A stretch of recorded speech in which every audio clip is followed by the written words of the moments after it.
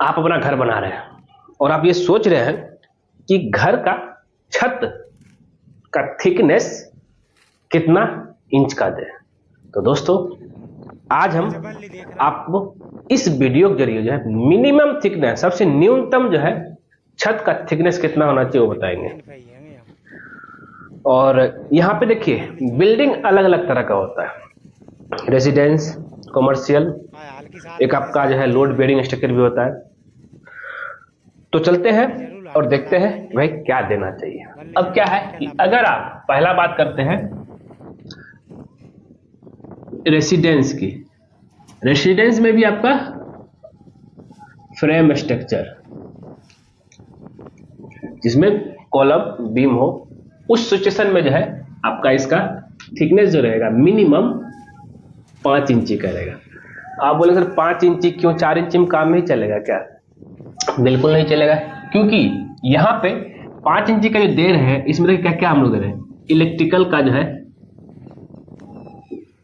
Conceal pipe दे रहे हैं हम लोग, ठीक है। इलेक्ट्रिक कंसील पाइप हो गया आपका, ये हो गया आपका, प्लस आपका इलेक्ट्रिक जो है, अगर आप सीलिंग में इलेक्ट्रिक सीलिंग लाइट लगाते हैं उसमें जो है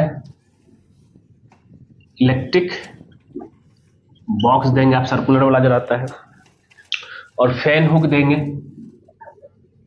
तो अगर हम इलेक्ट्रिक कंसील पाइप की बात करेंगे, ये आपका 25 mm मतलब हाफ इंची से लेकर के, सॉरी 1 इंची से लेकर के 1.5 इंची तक इसका रहता थिकनेस पाइप का, ठीक है। अब इसके अनुसार अगर आपका 4 इंची देंगे, 4 इंची देंगे तो अगर 1.5 इंची माइनस कर देंगे तो बचा मेरा कितना,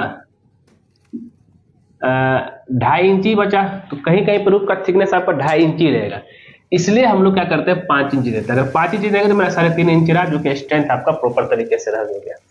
क्योंकि अगर हम बात करें इस चीज को लेकर के, छत है ये, यहाँ पे इलेक्ट्रिक का बॉक्स लगा है और पाइपलाइन कुछ इस तरीके से जाएगा, तो इतना अगर रहेगा, अगर 4 इंची देंगे तो ये थिकनेस इतना ज्यादा कम हो जाएगा छत का कि भाई यहाँ पे क्रैक आपको दिखेगा ऊपर से, बाद में पानी का भी सीपेज का प्रॉब्लम होता है।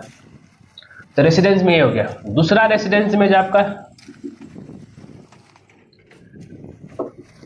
अगर आपका लोड बेयरिंग स्ट्रक्चर है तो इस सिचुएशन में क्या करेंगे, अगर लोड बेयरिंग स्ट्रक्चर है तो ये आपका 4 इंची, 4 इंची का दे रहे हैं तो इलेक्ट्रिकल पाइप लोग कम ही देते हैं, कंसील पाइप जो होता है, और इसका पाइप जो है वाल होते हुए जाता है, वाल और सीलिंग में दिखेगा, एक्सपोज हो जाएगा, लेकिन कंसील नहीं रहेगा, तब आप 4 इंची का दे सकते थिकनेस का।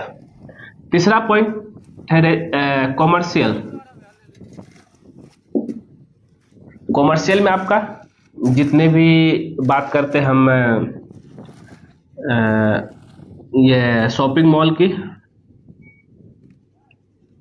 या शॉप की दुकान, इस सब में, तो इसका आपको मिनिमम 6 इंची देना। वो क्यों भाई? क्योंकि शॉप का जितने भी मटेरियल आपका होगा वो आपका यहाँ पे आएगा, रखा जाएगा, बहुत सारे भीड़ होंगे, तो इसके मतलब रेसिडेंस से कहीं ज्यादा शॉप वाला कॉमर्शियल में रहेगा, इसलिए इसको 6 इंची छत का थिकनेस देना हमें, ठीक है। चौथा पॉइंट आता है पोर्टिको,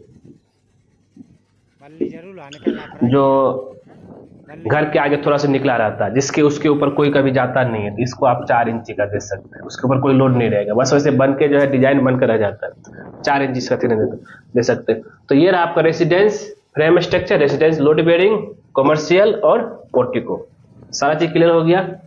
स्क्रीनशॉट लेना चाहते हैं ले सकते हैं, बहुत इंपोर्टेंट जानकारी है। और आपको बता दूं कि अगर ये वीडियो पसंद आए जरूर इसको लाइक कीजिए, शेयर कीजिए।